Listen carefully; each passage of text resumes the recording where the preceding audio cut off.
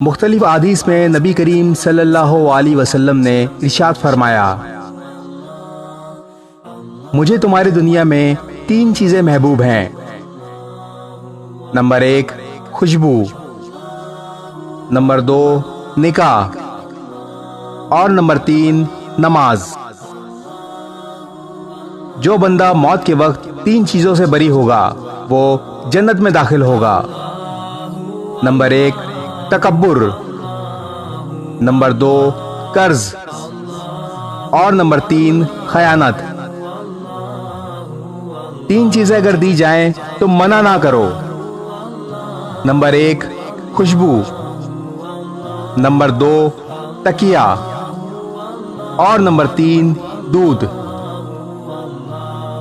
3 لوگ جنت میں داخل نہ ہوں گے۔ نمبر 1 والدین کا نافرمان، نمبر 2 شراب کا عادی، اور نمبر 3 چغل خور۔ 3 لوگوں کو اللہ تعالیٰ عرش کے سائے میں رکھے گا۔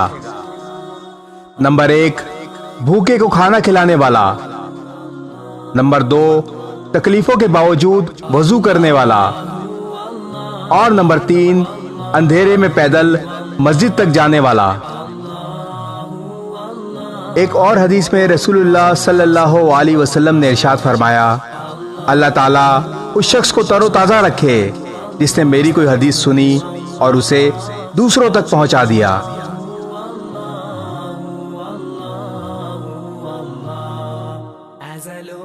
اس ویڈیو کو شیئر ضرور کریں، ہو سکتا ہے آپ کے ایک شیئر سے یہ بات کسی کے دل میں اتر جائے۔